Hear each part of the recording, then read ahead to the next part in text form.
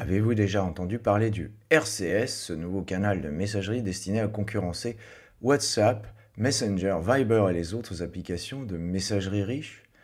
Initié par un GIE regroupant des opérateurs de télécom et Google, ce nouveau canal de messagerie est exclusivement disponible sur Android et destiné à concurrencer le fameux iMessage d'iOS, limité quant à lui aux possesseurs d'iPhone. Quel est l'état des lieux de cette technologie et quel est son avenir potentiel? Pour le savoir, j'ai interviewé Pierre Garrigues, Country Manager de CM.com, un éditeur néerlandais spécialisé dans les outils de communication.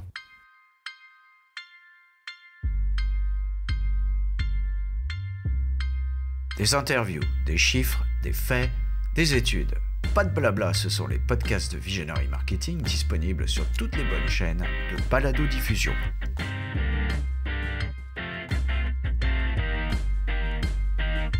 Bonjour et bienvenue sur les podcasts de Visionary Marketing. Je suis Yann Corvenec. Le sujet du jour, messagerie RCS, état des lieux et avenir pour les marques avec Pierre Garrigues de CM.com.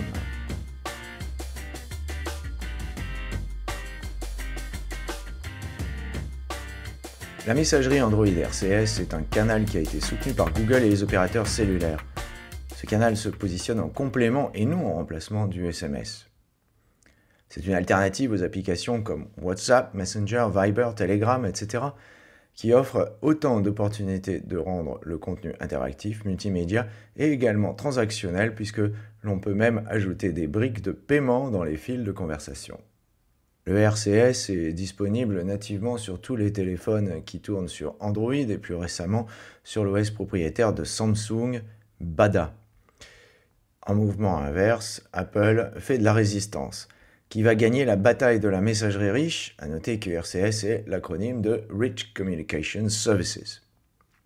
La question n'est pas anodine. iMessage est le système de messagerie sur téléphone le plus utilisé aux USA et il est admis que le système de messagerie sécurisé et encrypté d'Apple est le pivot sur lequel la firme californienne assoit une dominance qui n'est pas sans irriter Facebook. Les manœuvres ont commencé chez Google pour faire pression sur Apple qui serait responsable, selon le patron de la division Android, de forcer la main des clients pour les garder sur leur plateforme. Et Google de réclamer qu'Apple soit compatible RCS et non de porter iMessage sur Android. Tout cela pourrait bien finir par faire le jeu de Google, qui pourrait développer son système de messagerie, désormais largement copié sur iMessage, sur iPhone et réduire l'avantage concurrentiel d'Apple, dont le système de messagerie est parfaitement intégré sur son écosystème, ce qui de facto maintient les utilisateurs captifs sur les différents produits de la marque, tous compatibles entre eux. La question d'interopérabilité des messages est cruciale, car si vous avez un peu de mémoire, vous vous souviendrez que les SMS ont décollé à la fin des années 90 du fait de l'interopérabilité qui rendait ces services compatibles entre tous les opérateurs sans surcoût. L'avenir nous dira si ce nouveau standard Android, avec 3,9 milliards d'utilisateurs contre, ouvrez les guillemets, seulement, fermez les guillemets, 1,5 milliard chez Apple, pourra s'imposer et faire plier la marque à la pomme. La question est en suspens, car tout le monde ne croit pas que si Apple finit par accepter RCS, cela voudra dire que Google Messages régnera en maître. Par ailleurs, notons que le temps de déploiement de ce nouveau protocole a été très long. C'est un peu une habitude dans les télécoms, car le RCS est né en 2007, c'est-à-dire l'année où le smartphone a décollé sous la pression du lancement de l'iPhone. Entre-temps, les applications et leurs usages se sont multipliés et les utilisateurs ont pris des habitudes avec des variations selon les pays. WhatsApp est dominant en France par exemple, mais en Italie c'est Telegram qui a pris sa place et Signal en Suisse. Reste à savoir s'ils auront envie d'en changer. En 2020, Edward Snowden et Elon Musk nous promettaient que Signal serait une messagerie alternative plus respectueuse que le WhatsApp du désormais honni Zuckerberg. Mais cette prédiction n'a pas donné le résultat que l'on escomptait, sauf en Suisse, où on s'étonne quand même du nom du nouveau patron de l'application. Entre parenthèses, c'est l'ancien patron de WhatsApp. Le poids des habitudes des utilisateurs joue parfois contre l'attrait de la nouveauté. On peut donc se poser la question d'un autre point de vue, celui de l'utilisateur, une sorte de martien qu'on aime bien chérir dans l'industrie des télécoms, sans toujours arriver à le comprendre. Il reste donc à espérer, dans l'intérêt de ces mêmes utilisateurs, que nous puissions bénéficier d'un standard de messagerie réellement interopérable qui permette à tous de communiquer sans changer 10 fois d'application dans une journée, tout en laissant le consommateur libre de ses choix. À moins que nous nous prenions à rêver que le RCS permette à tous de garder nos applications favorites, tout en nous permettant de communiquer de manière transparente. L'avenir nous le dira. Ce sujet sera particulièrement intéressant à suivre dans le futur, notamment quand l'existence du RCS aura été portée à la connaissance du grand public, ce qui n'est pas encore le cas. Voici donc l'enregistrement de mon interview de Pierre Garrigue. Alors, je suis avec Pierre Garrigue. Bonjour Pierre, vous êtes Country Manager de CM.com, qui est une société néerlandaise, qui est un éditeur spécialisé dans les outils de communication. Et aujourd'hui, nous allons parler d'un nouveau canal de communication qui va s'offrir aux marques, et peut-être aux opérateurs aussi, d'ailleurs, on le verra, qui s'appelle le Rich Communication Services, RCS. Tout à fait. Bonjour Yann. Donc effectivement, le RCS, nouveau canal de communication à la portée des marques dans le cadre de la relation client que l'on propose désormais chez CM après l'avoir testé avec les marques et les opérateurs depuis quelques années maintenant.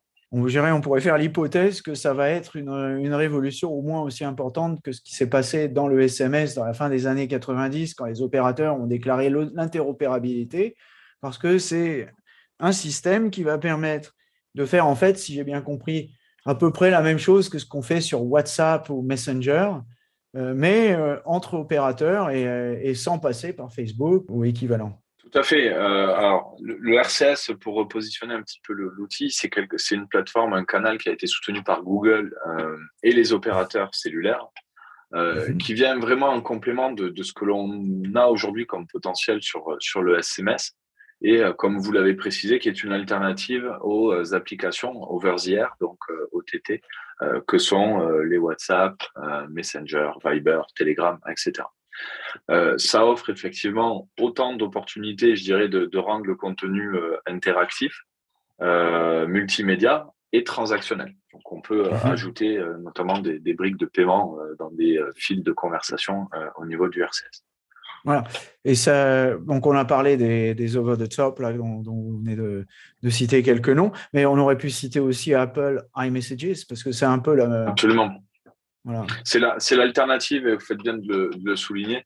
Aujourd'hui, le RCS est disponible nativement sur tous les téléphones qui tournent sur Android. Plus récemment, sur l'OS propriétaire de Samsung, on va retrouver également la possibilité d'envoyer du contenu RCS.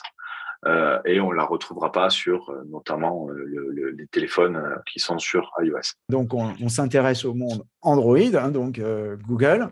Et peut-être qu'on pourrait revenir un peu sur l'historique de cette chose-là, parce que le RCS, ça ne date pas d'aujourd'hui, hein, si mes souvenirs sont bons, ça date même de 2007. Absolument. Le RCS, en fait, c'est à l'initiative de GIE, hein, de groupement interentreprise entre les éditeurs et les opérateurs. Et c'était vraiment l'alternative, comme vous l'aviez précisé, aux applications ou aux outils natifs propriétaires d'Apple ou donc iOS.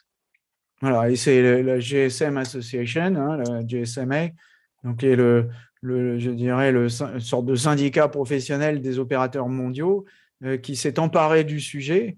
Mais pourquoi ils sont emparés de ce sujet-là, d'ailleurs ? Je ne vais pas parler en leur nom, mais d'avoir un aspect, une alternative internalisée et transverse entre les opérateurs et les OS qui leur permettent d'avoir finalement aussi leur mot à dire dans cette communication omnicanal, au même titre, comme vous l'aviez dit en introduction, que le SMS, premier outil, je dirais, de ce genre interopérable. Mais je suppose que la GSMA, au départ, avait en tête peut-être d'imposer aussi ce standard à Apple, non ? D'une certaine manière. C'est un peu bizarre d'avoir Apple à côté qui n'est pas inclus dans le système. Disons que je ne sais pas comment se sont déroulées les conversations, mais disons que l'objectif vraiment était de trouver un successeur au SMS et au MMS. Donc, le protocole qui a découlé de ces discussions, le Rich Communication Services, on voit les premières ébauches sur 2008. Et entre 2008 et 2016, je dirais qu'il n'y a pas énormément de choses qui ont été faites, en tout cas sur la face émergée de l'iceberg, jusqu'à ce qu'on en voit vraiment les premières mises en œuvre sur 2010-2012, avec Orange, notamment en France, qui avait lancé sous la marque Join une première version. Et en 2018, en fait, Google a saisi l'opportunité de pouvoir opérer et signer des accords de partenariat avec les opérateurs pour compléter son application message et toucher vraiment l'ensemble des mobiles Android, les plus récents, bien évidemment, avec de nouvelles fonctionnalités. D'accord. Donc là, on parle vraiment d'une application, d'un protocole, on devrait dire, qui est quand même très orienté Google et très orienté Android. Oui, tout à fait. En termes de compatibilité, je vous le disais, c'est le mobile Android et l'OS Samsung plus récemment. Ouais.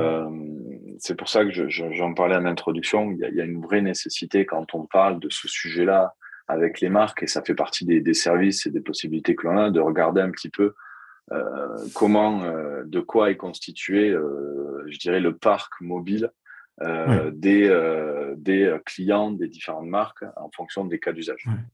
Aux États-Unis, les opérateurs majeurs, les gros opérateurs américains, pour ceux qui ne les connaissent pas en France, Verizon, AT&T, T-Mobile, donc dès 2019, on sont parvenus à un accord interopérateur. Est-ce qu'il y a des choses qui sont équivalentes en Europe ou qui sont en cours? Oui, tout à fait. Les accords sur la France, l'Europe, la France plus particulièrement, parce que je vais vous parler du sujet que je connais, sont en place. Et il y a encore beaucoup de choses qui vont arriver au niveau réglementaire, au niveau opérabilité, au niveau data, sur lesquels on ne peut pas trop s'exprimer à l'heure actuelle, avec rien n'est ancré, je dirais. Mais justement, pour accompagner le lancement, le déploiement de ce canal-là, le réglementer, et tout ça dans une optique de protéger bien évidemment l'utilisateur par rapport aux différents sujets de certification, de contenu et de cas d'usage, et également à la fois les marques et les opérateurs dans la même optique. Alors, cette certification, en fait, ça veut dire quoi? Ça veut dire que vous voulez protéger les clients contre le spam ou la fraude, c'est ça? Tout à fait. La fraude, bien évidemment, c'est un premier sujet. Et le spam, dans la même mesure que les applications type WhatsApp ont une réglementation assez stricte par rapport à la réutilisation, le RCS va être soumis à une réglementation à peu près équivalente pour justement limiter, je dirais, les usages abusifs. Oui, d'accord. Donc, c'est pas seulement une question d'interopérabilité, c'est aussi une question de sécurité, une question de protection du consommateur. Bien sûr, bien sûr. On a vu plus récemment sur un canal un peu plus archaïque, le SMS, la fraude au fameux CPF, qui a été composé entre du SMS et des sujets appels. C'est pour éviter ce genre de dérive que tout le monde s'attelle à vraiment cadrer la réglementation autour de ce sujet-là. Encore une fois, pour être sûr que ce soit une vraie avancée et qu'il y ait un bénéfice à passer par ce canal, à la fois pour l'utilisateur et la marque. Alors, pourquoi ne pas faire évoluer le protocole actuel du SMS, un peu comme l'a fait Apple d'ailleurs? Ce qu'ils ont fait, ils ont créé une sorte de verrue au-dessus du... Peut-être pas très beau verrue, mais enfin, vous m'avez compris, au-dessus du SMS pour pouvoir en faire des choses plus sophistiquées, notamment envoyer des messages avec des liens, avec des images, avec des... Bon, d'ailleurs, finalement, pas grand-chose de beaucoup plus sophistiqué d'une certaine manière, mais bon, surtout moins cher. Mais pourquoi pas utiliser ce SMS pour essayer de le faire, qui est déjà interopérable, pour le faire évoluer? Ouais, je pense que déjà, les protocoles sous lesquels le RCS va être déployé sont complètement différents de celui du SMS. Et le sujet initial était vraiment une forme de complémentarité, je dirais, du canal. Tout ça pour dire que finalement, aujourd'hui, quand on met en place des scénarios, des campagnes pour déployer du RCS, pour envoyer via du RCS, on offre l'alternative d'avoir des fallbacks, c'est-à-dire pour assurer une délivrabilité la plus importante possible du message, proposer aux marques d'avoir une alternative qui se fasse par du SMS ou par d'autres canaux pour être sûr que le client final va recevoir son message. Donc, ce que fait iMessage d'ailleurs. Quand il n'arrive pas à envoyer le message par iMessage, il l'envoie par SMS. D'accord. Donc, OK. Donc, ça fait en gros à peu près la même chose avec la certification en plus et la protection. Donc, ça, je comprends bien. Alors, vous aviez parlé tout à l'heure en introduction de tests que vous faisiez depuis environ 2 ans. Donc, ce sont des tests, ce sont des preuves de concept, ce sont des POC Non, c'est réellement des tests qui ont été faits au début pour, bien évidemment, pour tester l'environnement, tester les formats, tester la délivrabilité, etc. Et depuis, je dirais, l'année 2021, on est rentré dans une phase qui est d'assurance ou de réassurance avec les marques, donc en utilisant notre connaissance et notre environnement par rapport à cet outil-là pour commencer à lancer des campagnes. Et là où on en parlait tout à l'heure aussi, c'est vraiment sur le côté cas d'usage, qui est un vrai sujet. Étant donné que le canal est assez nouveau, on essaie de voir un petit peu aujourd'hui comment le marché réagit par rapport aux cas d'usage et aux utilisations, pour conseiller nos clients et les pousser dans l'utilisation qui soit la plus adaptée à leurs besoins. Je m'explique. Quand on a une campagne de push marketing qui se fait via du RCS pour une période, par exemple, comme les soldes, qui est assez chargée au niveau de la communication et de la promotion, on a constaté que une campagne RCS sur une période comme ça un petit peu chargée va être un petit peu moins efficace, malgré le fait que l'on puisse ajouter un carrousel avec un ensemble de produits et les promotions associées, et donc tout un aspect interactif et multimédia, que ce que peut avoir par exemple des campagnes que l'on a faites avec un média français qui a utilisé le RCS dans le cadre des campagnes de réabonnement de ses lecteurs. Où là, s'adressant à une base de clients fidèles, déjà engagés avec la marque, on a vu des métriques au niveau des taux d'ouverture, des taux d'engagement et de conversion assez incroyables. On parle de 30 à 40% de gain d'engagement sur ce genre de campagne via du RCS. Pour quelle raison ? Parce que c'est plus sexy, il y a plus... Vous connaissez la marque, donc vous savez que la marque, en l'occurrence le média, va vous contacter, et d'habitude c'est pour les bonnes raisons ou du contenu qui vous intéresse. Donc vous ouvrez le contenu qui passe en l'occurrence via du RCS et vous consultez. On avait dans ce cas d'usage un carrousel de différents articles présélectionnés pour le lecteur, en fonction des datas le concernant côté CRM du média. Et on a pu proposer, par exemple, à Yann, différents articles autour du sujet du marketing dans son média de prédilection auquel il est abonné. Et vous avez pu cliquer sur l'article qui vous convient le mieux pour aller le consulter. Et on a eu aussi de super résultats dans le cadre de communication au niveau des services d'une assurance, qui tout simplement, là aussi, a pu communiquer et interagir autour des sujets de l'abonnement, de la vie de votre compte dans cette assurance, avec un petit peu plus je dirais, de digital d'une part, de contenu interactif d'autre part, et de moyens d'engagement. Intéressant. Donc, des meilleurs retours de la part des clients, plus d'action, plus d'engagement, plus de sécurité, même d'authentification, puisqu'on peut faire aussi de l'authentification avec la biométrie.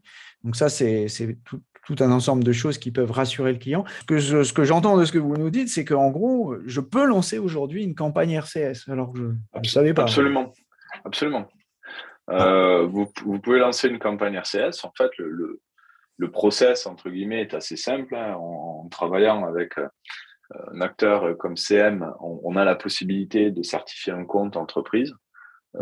Nous, à partir du moment où cette certification est lancée auprès des différents acteurs en place, on va travailler ensemble sur le format de votre campagne en fonction des possibilités qu'offre l'outil.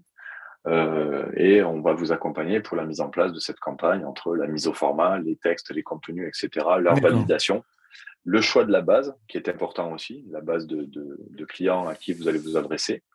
Et ça commence, ce choix de base, par un look-up sur la compatibilité du portefeuille, du parc de mobiles, pour déjà avoir un sens du nombre de mobiles compatibles avec le RCS. Ouais.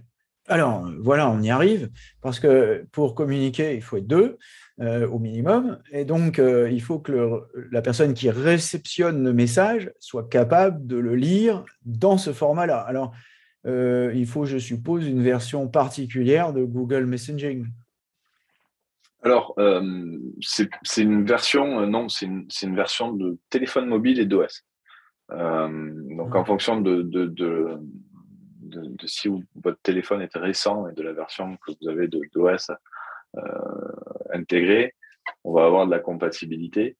On a été vraiment surpris du parc et du niveau de compatibilité du parc.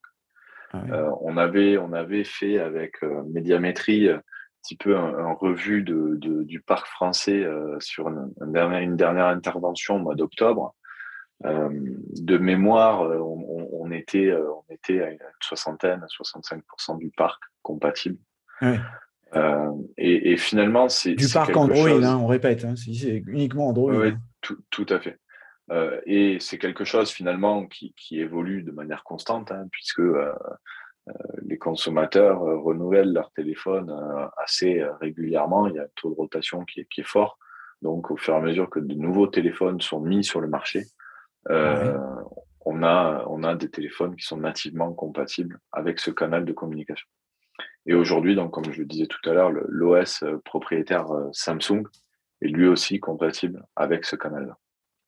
D'accord. Et alors, je ne connais pas les chiffres par cœur. C'est quoi la part du parc qui est représentée par Android? C'est 60%, 80%? Alors, vous me posez là aussi une ça petite doit être à peu près, ça doit être à peu près 80% si mes souvenirs sont bons en 2021.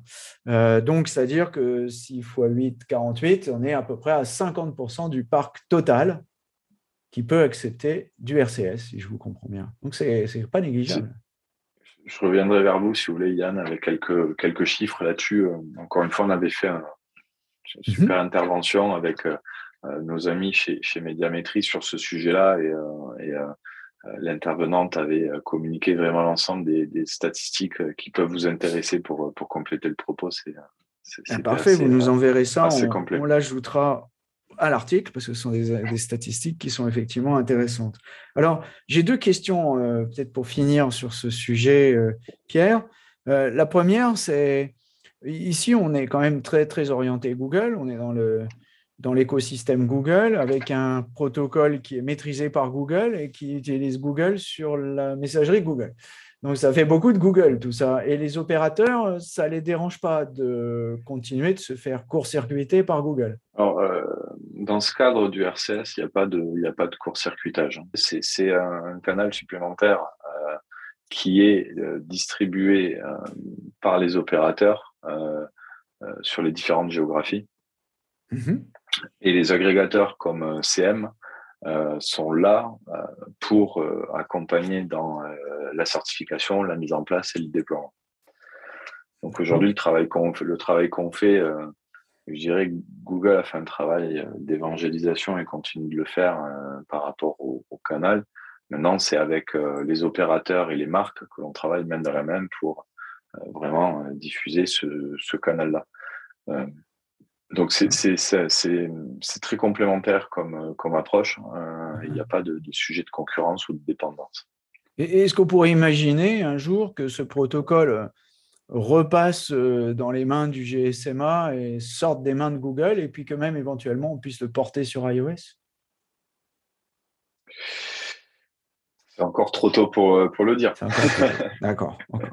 Alors, c'est la dernière question. Je vais encore vous embêter avec ça, mais il y a quelques-uns qui n'ont pas d'Android. J'en fais partie. Et qui ont donc l'autre marque, qui est certes minoritaire, puisque c'est environ 20% du parc, mais bon, c'est quand même 20% du parc, c'est pas négligeable. Comment vous voyez justement la conquête de ces 20% qui manquent? Est-ce que c'est un encerclement qui fera qu'à terme, Apple sera obligé de plier ou... Encore une fois, vous savez, aujourd'hui, statistiquement, les utilisateurs de téléphones mobiles sont sur 3 à 4 canaux en moyenne au quotidien par rapport à leur communication. On parle d'applications mobiles, on parle de canaux natifs. Il reste l'email, par exemple. Mais on a finalement une omnicanalité qui est croissante sur les différents supports. La vraie tendance qui se dégage, encore une fois, c'est ce que je vous disais en introduction, c'est cette omnicanalité et cette possibilité, que ce soit pour les marques ou les personnes en peer-to-peer, de communiquer quel que soit le canal de prédilection de l'interlocuteur. J'entends bien, mais du côté de l'annonceur, je dirais, si le mode de communication est si efficace et si sécurisé, comme vous l'annoncez, et que ça fonctionne bien, en fait, on a des bons retours. Tout le monde va vouloir envoyer des messages RCS et du coup, c'est quand même embêtant de se priver de 20% du parc, en plus possédé par les gens qui sont probablement ceux qui ont le plus de pouvoir d'achat. En plus. Justement, aujourd'hui, nous, on distribue également Apple Business Chat. On travaille avec Meta pour WhatsApp et Messenger ou Instagram en termes de canaux. Donc vraiment, le sujet de l'omnicanalité qui est dans notre ADN fait notre force auprès des marques pour les aider justement à planifier et déployer des campagnes les plus adaptées en termes de support et de canaux à leur audience et au parc de leurs consommateurs. Donc, il ne faut pas voir cette division en termes de parc comme un frein justement à la mise en place de campagnes avec un contenu riche et interactif, puisque Apple fait évoluer son Apple Business Chat, WhatsApp fait évoluer sa réglementation et les possibilités qu'on va retrouver dans WhatsApp. Donc finalement, le but aujourd'hui pour nous, et c'est ça qui est assez palpitant quand on travaille avec les marques, c'est de pouvoir les accompagner, regarder un peu de quoi est constitué leur parc, adapter les contenus, les supports et les campagnes en fonction de ce parc, prévoir des fallbacks, comme on disait tout à l'heure, c'est-à-dire s'il n'y a pas de délivrabilité d'un message RCS, quel est le scénario qu'on met en place pour la marque, et toujours avoir finalement des alternatives ou des équivalents, quel que soit le canal, et raffiner ces campagnes avec le temps en fonction d'un parc qui évolue, en fonction des attentes des consommateurs, en fonction du contenu, etc. etc. D'accord, bon, on comprend bien. La multicanalité est sur toutes les lèvres en ce moment, et c'est effectivement, en termes de messagerie et en termes de campagne par messagerie, c'est effectivement le maître mot. Merci Pierre, et longue vie au RCS. Merci Yann, merci. Des interviews, des chiffres, des faits, des études, pas de blabla. Ce sont les podcasts de Visionary Marketing, disponibles sur toutes les bonnes chaînes de balado-diffusion. Surtout, n'oubliez pas de mettre une bonne note à ce podcast si vous l'avez apprécié.